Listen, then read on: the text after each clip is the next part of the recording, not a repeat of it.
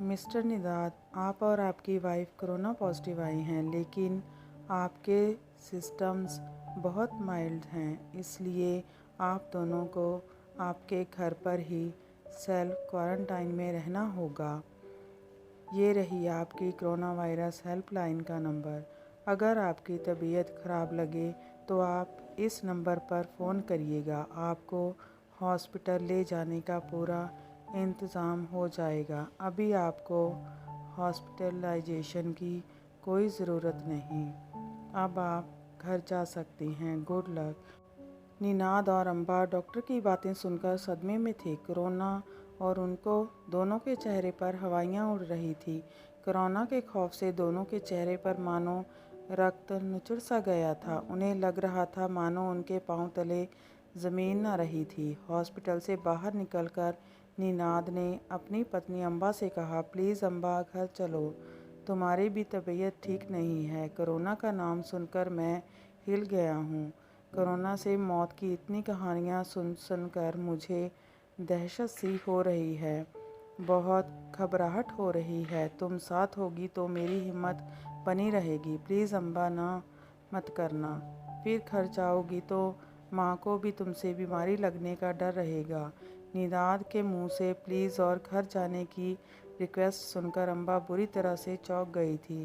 वह मन ही मन सोच रही थी, इस बदजुबान और हेकड़ निदाद को क्या हुआ? शायद 3 महीने मुझसे अलग रहकर आटे दाल का भाव पता चल गया है इन्हें। इस बीमारी की स्थिति में किसी और परिचित या रिश्तेदार के घर जाना भी ठीक नहीं। कोई घर ऐसा नहीं जहां मैं इस मर्ज के साथ एकांत में रह सकूं। इस बीमारी में माँ के पास भी नहीं जा सकती। फिर निदाद की उसे अपने घर ले जाने की रट देखकर मन में कौतूहल जागा था। देखूं आखिर माजरा क्या है जो जनाब इतनी मिन्नतें कर रहे हैं मुझे घर ले जाने के लिए। मन में दुविधा का भाव था, निनाद के घर जाए या नहीं। उससे तलाक की बात भी चल रही है कि तभी हॉस्पिटल की एम्बुलेंस आ गई और निनाद ने एम्बुलेंस का दरवाज़ा उसके लिए खोलते हुए से कंधों से उसकी ओर लगभग धकेलते हुए उससे कहा, बैठो अम्बा, क्या सोच रही हो? और वह विवश एम्बुलेंस में बैठ गई। घर पहुंचकर निदाद अम्बा से बोला, मैं पास की दुकान को दूध सब्जी की होम डिलीवरी के लिए फ़ोन करता हूँ। ओके।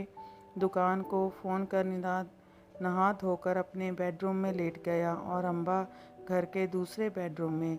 अम्बा को तनिक थकान हो आई थी और उसने आंखें बंद कर ली। उसकी बंद पलकों में बरबस निदाद के साथ गुजरा समय मानो सिनेमाई रील की मानिंद ठिठकते ठहरते चलने लगा और वे बीतों दिनों की भूल भुलैया में अटकती भटकती खो गई।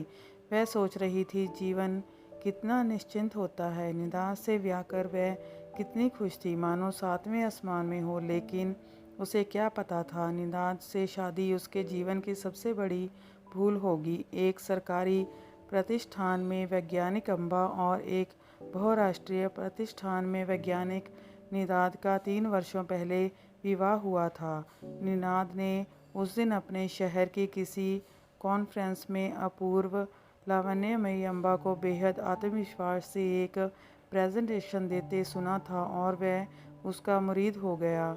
शुष्क स्वभाव के निनाद को अम्बा को देखकर शायद पहली बार प्यार जैसी रेशमी मुलायम जज्बे का एहसास हुआ था। कॉन्फ्रेंस से घर लौटकर भी अम्बा और उसका ओजस्वी धारा प्रवाह भाषण उसके चेतना मंडल पर अनवरत छाया रहा। उसके कोशिश भरे धीर गंभीर सौंदर्य ने सीधे उसके हृदय पर दस्तक दी थी और उसके लिंक्डइन पर उसका प्रोफाइल ढूंढ उसके बारे में पूरी जानकारी प्राप्त की थी।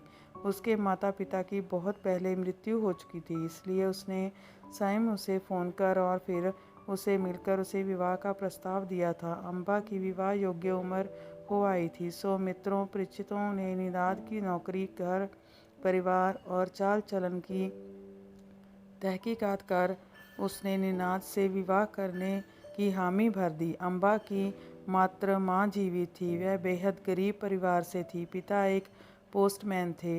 उनकी मृत्यु उसके बचपन में ही हो गई थी। तो प्रतिष्ठित पदधारी निनाद का विवाह प्रस्ताव अम्बा और उसकी माँ को बेहद पसंद आया। शुभ मुहूर्त में दोनों का प्रणय संस्कार संपूर्ण हुआ। विवाह के उपरांत सुर्ख लाल जोड़े में सजी पायल छनकाती अम्बा निनाद के घर आई, लेकिन विवाह के पूर्व उसके जीवन में खुशियों के फूल कतई न खिल सका। निनाद एक बेहद कठोर स्वभाव का कलह प्रिय इंसान था। बात बात पर क्लेश करना उसका मानो जन्म सिद्ध अधिकार था। फूल सी कोमल तनवंगी अम्बा महीने भर में ही समझ गई थी कि विवाह कर उसने जीवन की सबसे गुरुतर भूल की है। दिनों दिन पति के क्लेश से उसका खिली कली सा मासूम मन और सौंदर्य को मिलाने लगा। निनाद बात बात पर उसे अपने से कम हैसियत के परिवार का ताना देता। गाहे बगाहे वह माँ से मिलने जाती तो उससे लड़ता, मामूली बातों पर उससे उलझ पड़ता, बात बात पर उसे झिड़कता। अम्बा एक बेहद सुलझी हुई, समझदार और मैच्योर युवती थी।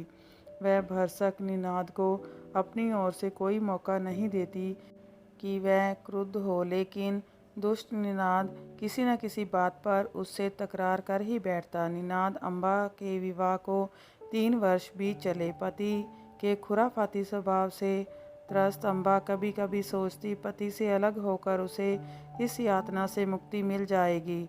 जिस दिन गले तक निनाद के दुर्व्यवहार से भर जाती, माँ से अपनी व्यथा कथा साझा करती, उससे अलग होने की मंशा जताती, लेकिन पुरातनपंथी माँ हर बार उसे धीरज रखने की सलाह देकर चुप कराकर वापस अपने घर भेज देती। एक दिन लेकिन हद ही हो गई। उस दिन अम्बा माँ के घर से लौटी ही थी कि रात के 8 बजे तक टेबल पर डिनर सर्व ना होने की फिजूल सी बात पर निनाद उस पर गुस्से से फूट पड़ा। और उस दिन निनाद का बेवजह गुस्से से चीखना चिल्लाना सुनकर अम्बा का धैर्य जवाब दे गया। वह उल्टे पांव वापस माँ के घर चली आई। वह बहुत सोच विचार कर माँ के यहाँ एक माह रहने के बाद उसने निनाद को फ़ोन करके कहा, निनाद, अब मैं यहाँ माँ के साथ ही रहूँगी, तुम्हारे घर नहीं लौटूंगी, मुझे तुमसे तलाक चाहिए। अम्बा की यह बात सुनकर निनाद अतीव क्रोध से बिफर उठा। अम्बा की तलाक की मांग उसे अपने पौरुष पर प्रहार लगी, सो गुस्से से भड़कते हुए वह चिल्लाया, शौक से रहो माँ के साथ, मैं भी तुम्हारे बिना मरा नहीं जा रहा, जब चाहोगी तलाक मिल जाएगा। मन ही मन समझता था कि वह पत्नी के साथ ज्यादती कर रहा है, लेकिन अपने परशोचित, अड़ियल और अहमवादी स्वभाव से मजबूर था। अम्बा तलाक की कार्यवाही शुरू करने के लिए एक अच्छे वकील की तलाश में जुट गई थी। अम्बा को माँ ने यहाँ आए 3 माह हो चुके थे। तभी अम्बा को एक अच्छी महिला वकील मिल गई थी और वह उससे मिलने ही वाली थी कि तभी उन्हीं दिनों लंदन में एक कॉन्फ्रेंस में दोनों को जाना पड़ा। कॉन्फ्रेंस अटेंड कर एक ही फ्लाइट में वे दोनों अपने देश लौट ही रहे थे कि लंदन में कोरोना के प्रकोप के चलते अपने शहर के एयरपोर्ट पर निनाद को हल्का बुखार निकला।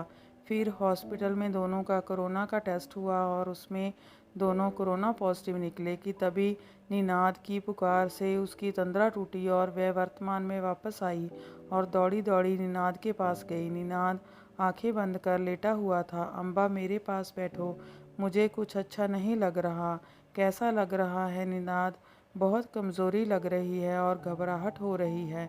अरे घबराने की क्या बात है, चलो मैं तुम्हारे लिए गर्मा गर्म टमाटो सूप बनाकर लाती हूँ, सूप पीकर तुम बेहतर फील करोगे। यह कहकर अम्बा रसोई में जाकर 10 मिनट में सूप बनाकर ले आई। अम्बा, हम दोनों ठीक तो हो जाएंगे ना? हाँ हाँ, बिल्कुल ठीक हो जाएंगे, डॉक्टर ने कहा था ना।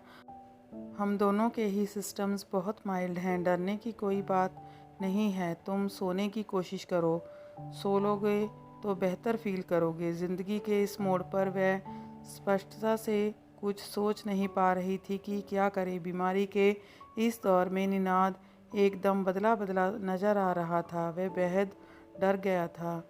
वह एक बेहद डरपोक किस्म का कमज़ोर दिल का इंसान था। उसे लगता वह कोरोना से मर जाएगा, ठीक नहीं होगा। वह बेहद कमज़ोरी फील कर रहा था। अम्बा को यूं दिन रात अपनी देखभाल करते देख मन ही मन उसने ना जाने कितनी बार अपने आप से दोहराया, इस बार बस मैं ठीक हो जाऊं, अम्बा को बिल्कुल तंग नहीं करूंगा, उसे पूरा प्यार और मान दूंगा, अब उस पर बिल्कुल नहीं चिल्लाऊंगा। अम्बा को इस तरह समर्पित भाव से अपनी सेवा करते देख वह गुजरे दिनों में उसके प्रति अपने दुर्व्यवहार को लेकर घोर पछतावे से भर उठा। साथ ही कोरोना से मौत के खौफ ने उसे बहुत हद तक बदल दिया था। उस दिन रात का 1 बज रहा था। निनाद की तबीयत अचानक बिगड़ गई थी। उसके हाथ पैरों में बहुत दर्द हो रहा था। वह बार बार दर्द से हाथ पैर पटक रहा था। अम्बा उसके हाथ पैर दबा रही थी। अम्बा के हाथ पैर दबाने से उसे बेहद आराम लगा था और भोर होते होते वह गहरी नींद में सो गया था।